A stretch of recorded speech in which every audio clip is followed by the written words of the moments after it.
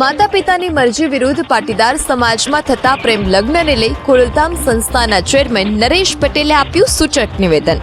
પોતાના જન્મદિવસ પર નરેશ પટેલે દરેક સમાજની દીકરીને સંબોધીને કહ્યું કે પ્રેમ કરવો એ પાપ નથી, પરંતુ લગ્ન માતા પિતાની સહમતિથી થાય તે જરૂરી છે.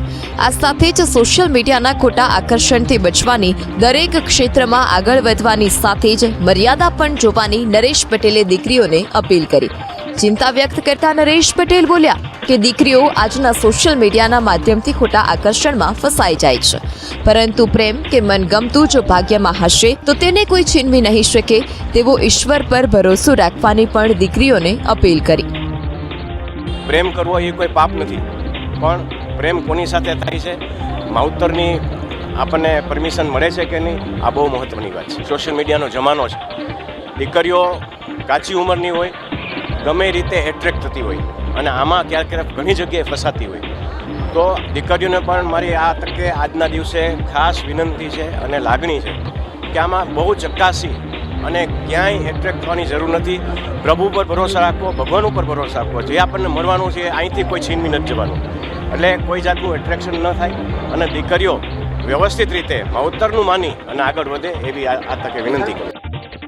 આ સિવાય 19, 20 અને 21 જાન્યુઆરીએ ખોડલધામમાં પાટોત્સવનું ભવ્ય આયોજન કરાયું છે. 21 જાન્યુઆરીએ ખોડલધામ પર મહાઆરતી અને મહારાસનું આયોજન કરવામાં આવ્યું છે. ત્યારે આ જ પાટોત્સવ મહોત્સવ માટે પ્રધાનમંત્રી નરેન્દ્ર મોદી, ગૃહમંત્રી અમિત શાહ, ઉત્તર પ્રદેશના રાજ્યપાલ આનંદીબેન પટેલ, મુખ્યમંત્રી ભૂપેન્દ્રભાઈ પટેલ, નાયબ મુખ્યમંત્રી હર્ષ સંઘવી સહિતના રાજનેતાઓને આમંત્રણ આપવામાં આવશે.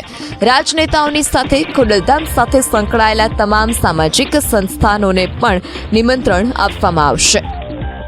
કેન્સર હોસ્પિટલનું નિર્માણ ચાલુ થઈ ગયું છે અને એક વર્લ્ડ ક્લાસ નજરાણું સૌરાષ્ટ્રની અંદર ખોડલધામ આપે સમાજને, એ માટે ટ્રસ્ટ ખૂબ જહેમત ઉઠાવી રહ્યું છે. અને સાથે સાથે જે આમંત્રણ છે એ આમંત્રણ દરેક લોકોને પર્સનલી પહોંચે એની પણ જહેમત ટ્રસ્ટ ઉઠાવી રહી છે. અને પહેલાં કીધું દરેક રાજકીય આગેવાનો અને પદાધિકારીઓને આમંત્રણ